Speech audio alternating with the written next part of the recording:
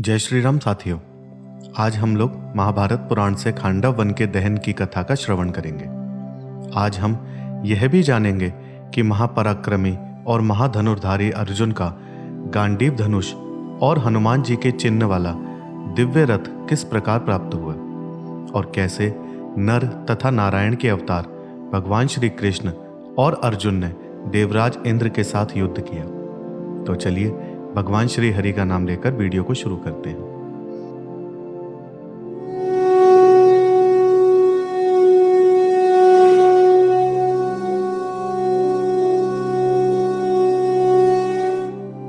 एक दिन अर्जुन की प्रेरणा से भगवान श्री कृष्ण धर्मराज युधिष्ठिर की आज्ञा लेकर यमुना के पावन पुलिन पर जल विहार करने के लिए गए। वहां उन लोगों की सुख सुविधा के लिए विहार भूमि सुसज्जित कर दी गई थी। उस समृद्धि संपन्न वन्य प्रदेश और उनके विश्राम भवन में वीणा, मृदंग और बांसुरी आदि बाजों की सुमधुर ध्वनि हो रही थी। भगवान श्री कृष्ण और अर्जुन ने वहां बड़ी प्रसन्नता के साथ आनंदोत्सव मनाया। दोनों मित्र बहुमूल्य आसनों पर बैठे हुए थे। उसी समय एक लंबे डील डौल के ब्राह्मण वहां उपस्थित हुए। उनका शरीर क्या था, मानो तपाया हुआ सोना ही था। सिर पर पिंगल वर्ण की जटाएं, मुंह पर दाढ़ी मूछ और शरीर पर वल्कल वस्त्र थे।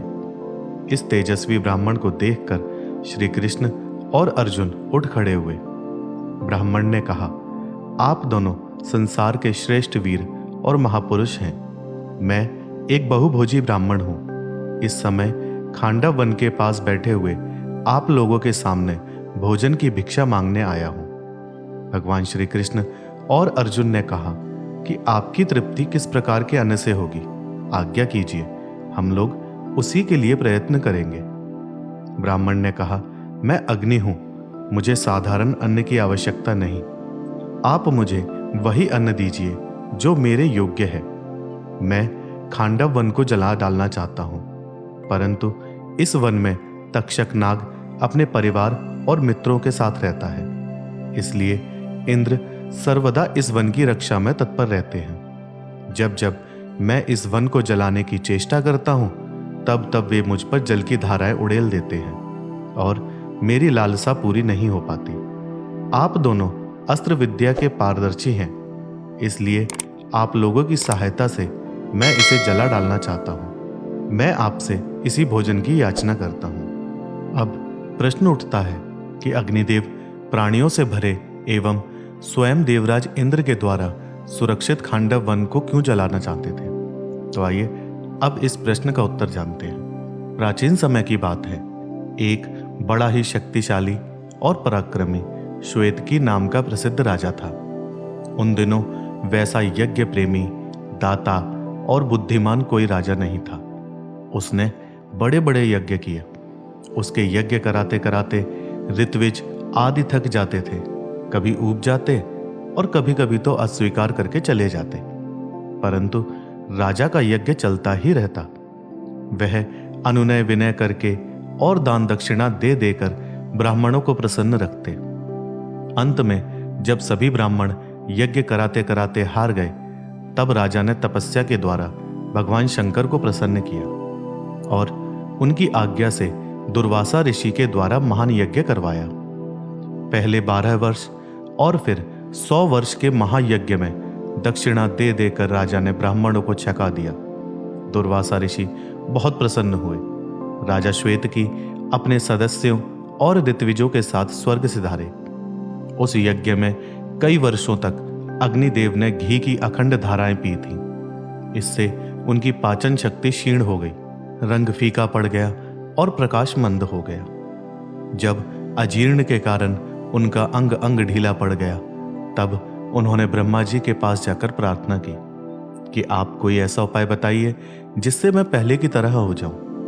ब्रह्मा जी ने कहा, अग्निदेव, यदि तुम खांडव वन को जला दो तो तुम्हारी अरुचि और अजीर्ण दूर हो जाएगी और तुम्हारी ग्लानि मिट जाएगी। वहां से आकर अग्निदेव ने 7 बार खांडव वन को जलाने की चेष्टा की, परंतु इंद्र के संरक्षण के कारण वे अपने प्रयत्न में सफल ना हो सके।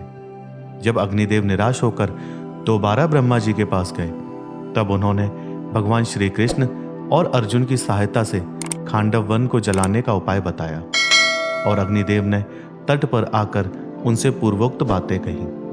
ब्राह्मण वेशधारी अग्निदेव की प्रार्थना सुनकर अर्जुन ने कहा, अग्निदेव, मेरे पास दिव्यास्त्रों की कोई कमी नहीं है। उनके द्वारा मैं युद्ध में इंद्र को भी छका सकता हूं, परंतु मेरे बाहुबल को संभाल सके ऐसा धनुष मेरे पास नहीं है और ना ही उन अस्त्रों के उपयुक्त बहुत से बाण ही है।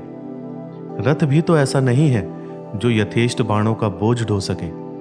श्री कृष्ण के पास भी इस समय ऐसा शस्त्र नहीं है जिससे वे युद्ध में नागों और पिशाचों को मार सके। खांडव वन को जलाते समय देवराज इंद्र को रोकने के लिए युद्ध सामग्री की आवश्यकता है। बल और कौशल हमारे पास है, सामग्री आप दे दीजिए। अर्जुन की समयोचित वाणी सुनकर अग्निदेव ने जलाधिपति लोकपाल वरुण का स्मरण किया। तुरंत वरुण देव प्रकट हो गए। अग्नि ने कहा, वरुण देव, आपको राजा सोम ने अक्षय तरकश, गांडीव धनुष और वानर चिन्ह युक्त ध्वजा से मंडित दिव्य रथ दिया है। वह शीघ्र मुझे दे दीजिए तथा सुदर्शन चक्र भी दीजिए। श्री कृष्ण और अर्जुन चक्र तथा गांडीव धनुष की सहायता से मेरा बड़ा भारी कार्य सिद्ध करेंगे। वरुण ने अग्निदेव की प्रार्थना स्वीकार की। उन्होंने अर्जुन को वह अक्षय तरकश और गांडीव धनुष दे दिया। गांडीव धनुष की महिमा अद्भुत है। वह किसी भी शस्त्र से नहीं कट सकता, परंतु वह किसी भी शस्त्र को काट सकता है। उससे योद्धा का यश, कांति और बल बढ़ता है। वह अकेले ही लाखों धनुषों के समान शतरहित और तीनों लोकों में पूजित तथा प्रशंसित है।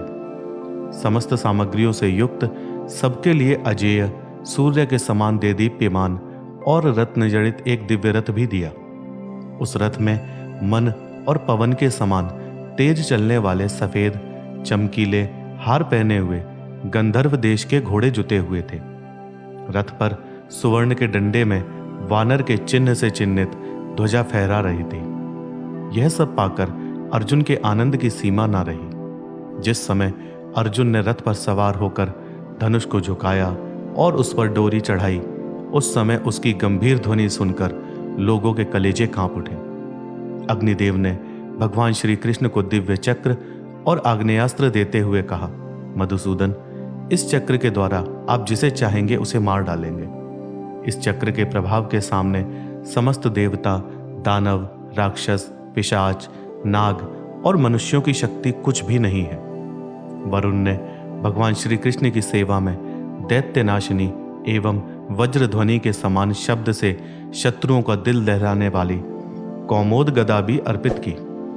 अब श्री कृष्ण और अर्जुन ने अग्निदेव की सहायता करना स्वीकार कर लिया और उन्हें खांडव वन जलाने की अनुमति दी।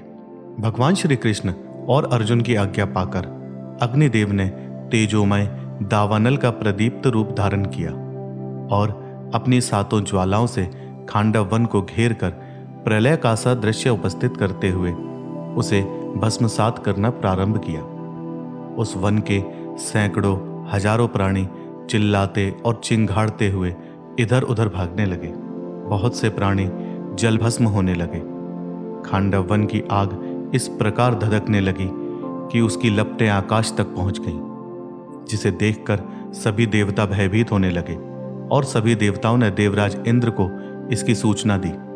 देवताओं की घबराहट तथा प्रार्थना से प्रभावित होकर और अग्निदेव की यह भयानक करतूत देखकर देवराज इंद्र खांडव वन को अग्नि से बचाने के लिए तैयार हुए। उनकी आज्ञा से दल के दल बादल खांडव वन पर उमड़ आई और गड़गड़ाहट के साथ जल की मोटी मोटी धाराएं बरसने लगीं। अर्जुन ने अपने अस्त्र कौशल के बल से बाणों के द्वारा जल की धाराएं रोक दी। सारा आकाश बाणों के द्वारा ऐसा घिर गया कि कोई भी प्राणी उससे बाहर निकलकर ना जा सका। उस समय नागराज तक्षक खांडव वन में नहीं था। वह किसी कार्य से कुरुक्षेत्र गया हुआ था, परंतु उसका पुत्र अश्वसेन वहीं था और बचने का बहुत प्रयत्न करने पर भी अर्जुन के बाणों के घेरे से बाहर ना जा सका। तब अश्वसेन की माता ने अर्जुन के बाणों से अपने प्राणों की आहुति देकर किसी प्रकार अश्वसेन के प्राणों की रक्षा कर ले, परंतु अर्जुन उसको जीवित नहीं छोड़ना चाहते थे। इंद्र अर्जुन का यह कार्य देख रहे थे। उन्होंने अश्वसेन के प्राणों की रक्षा करने के लिए ऐसी आंधी चलाई और पानी की बौछारें डाली कि अर्जुन क्षण भर के लिए मुग्ध हो गए। इतने में ही अश्वसेन वहां से भाग निकला। देवराज इंद्र के इस काम से अर्जुन क्रोध से तिलमिला उठे और पैने तथा तेज बाणों के साथ इंद्र से भिड़ गए। इंद्र ने भी अपने तीक्ष्ण अस्त्रों की वर्षा से अर्जुन को उत्तर दिया। दोनों के बीच महाप्रलयंकारी युद्ध होने लगा। आकाश में सभी ओर बिजली चमकने लगी और वज्र की कड़कड़ाहट से लोगों के दिल दहलने लगे। अर्जुन ने वायव्यास्त्र का प्रयोग किया, जिससे इंद्र का वज्र कमजोर पड़ गया। बादल तितर बितर होने लगे और वर्षा रुकने लगी। अर्जुन का यह अस्त्र कौशल देखकर सभी देवता, असुर, गंधर्व, यक्ष, राक्षस और सर्प कोलाहल करते हुए सामने आ गए। वे तरह तरह के अस्त्र शस्त्रों से श्री कृष्ण और अर्जुन पर प्रहार करने लगे। श्री कृष्ण और अर्जुन ने संयुक्त रूप से चक्र और तीखे बाणों द्वारा उन सबकी सेनाओं को तहस नहस कर दिया। यह सब देख सुनकर देवराज के क्रोध की सीमा ना रही। वे अपने श्वेत वर्ण वाले एरावत हाथी पर चढ़कर श्री कृष्ण और अर्जुन की ओर दौड़े। उन्होंने जल्दबाजी में अपने वज्र का प्रयोग किया।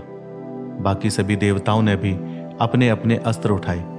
इधर भगवान श्री कृष्ण और अर्जुन ने भी अपने अपने धनुष चढ़ाए और निर्भयता के साथ खड़े हो गए। इन दोनों मित्रों की बाण वर्षा के आगे इंद्र आदि देवताओं की एक न चल सकी। इंद्र ने मंदराचल के शिखर को उठाकर अर्जुन पर मारने की चेष्टा की, परंतु उसके पहले ही अर्जुन के दिव्य बाणों की चोट से वह शिखर हजारों टुकड़ों में बिखर गया। उसके टुकड़ों के गिरने से खांडव वन के सभी प्राणी और अधिक भयभीत हो गए और बेसुध होकर इधर उधर भागने लगे। एक ओर से आग सबको पी जाना चाहती थी और दूसरी ओर से अर्जुन के बाणों की वजह से कोई भी प्राणी अपने प्राणों की रक्षा नहीं कर सका। समस्त प्राणियों की आत्मा भगवान श्री कृष्ण ने उस समय अपना काल रूप प्रकट कर दिया। देवता और दानव सभी उनके पौरुष को देखकर दंग रह गए। उस समय इंद्र का संबोधन करके आकाशवाणी हुई, इंद्र, तुम्हारा मित्र तक्षक कुरुक्षेत्र गया हुआ है और इस भयंकर अग्निकांड से जला नहीं है। तुम अर्जुन और श्री कृष्ण को युद्ध में कभी किसी भी प्रकार पराजित नहीं कर सकते। तुम्हें समझना चाहिए कि ये तुम्हारे चिर परिचित नर नारायण का अवतार हैं। इनकी शक्ति और पराक्रम असीम है। ये दोनों सबके लिए अजेय है और सभी प्राणियों के लिए पूजनीय है। तुम सभी देवताओं के साथ यहां से चले जाओ, इसी में तुम्हारी शोभा है। इस अवसर पर खांडव वन का दाह स्वयं विधाता ने ही रच रखा है। आकाशवाणी सुनकर देवराज इंद्र क्रोध और ईर्ष्या छोड़कर स्वर्ग में लौट गए। देवताओं ने भी अपनी सेनाओं के साथ उनका अनुगमन किया। देवताओं को पीछे हटते देख भगवान श्री कृष्ण और अर्जुन ने हर्ष ध्वनि की। फिर उन दोनों ने देखा कि मैं दानव यकायक खांडव वन से निकलकर भाग रहा है। श्री कृष्ण ने मैं दानव को मार डालने के लिए अपना चक्र उठाया।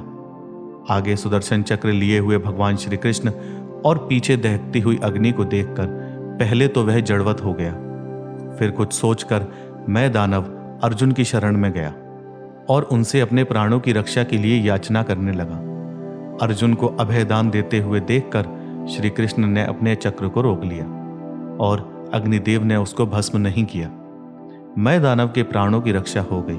वह वन 15 दिनों तक जलता रहा।